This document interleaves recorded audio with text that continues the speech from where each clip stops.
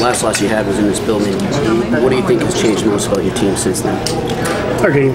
You know, we're just playing a more determined game. We're skating better, executing better. I think, you know, I don't know how many times I've answered this question, but we're just mentally more prepared. We're willing to do the things that you have to do to win hockey games, and can feel that we were ready to do that in the first month of the season. Do you think losing 2 in a row to these guys in particular is what your team kind of needed to do to make that jump? I don't know if I want to give them that much credit. We lost 7 games at that point, 1-3, so I think it was more than the 2 losses. It was more about understanding where we were. Seidenberg said, Go ahead.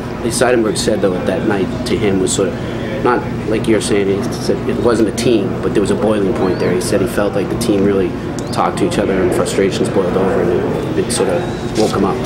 Oh, we took some bad penalties in that game, and that certainly showed our frustration, but you know, at one point you have to realize where you are and what you have to do, and you know, again, they had the excuses to maybe have a slow start, but that excuse didn't last forever, and we had to make sure we got ourselves back in the position where we could compete with the top teams, and we kind of needed this winning streak to get us there. So now it's a matter of staying in that position, and that's going to get harder.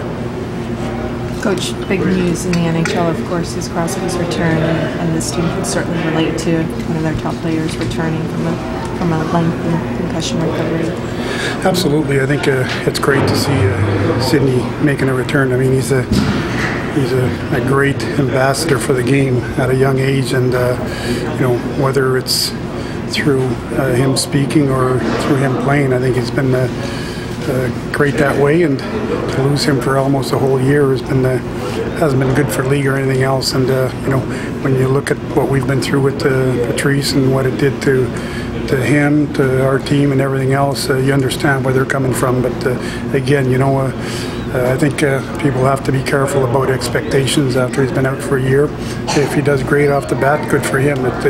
It'll show how good a player he is. But I think if things don't go as smoothly, I think people have to understand what he's been through and give him that opportunity. But personally and honestly, I'm really happy to see him back.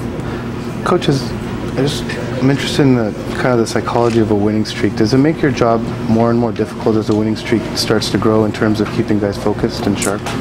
Well, I think it's, you know, when things aren't going well, it's easy to jump on guys. It's easy to jump on your team, and a lot of times I think they need more of an encouragement and positive feedback and positive encouragement than they need to be. Then you need to be hard on them when things are going well. We've seen that often happen where you keep winning hockey games, but your game is slipping, and because of the confidence that you have, you're still winning those. But eventually, when it does catch up, it's really hard to gain that back again. So have a tendency to make sure you stay on them, not necessarily too hard, but you got to make sure that they don't get comfortable, and make sure that your game doesn't slip. So that's where coaches probably have to do an even better job, is when things are going well and you're winning.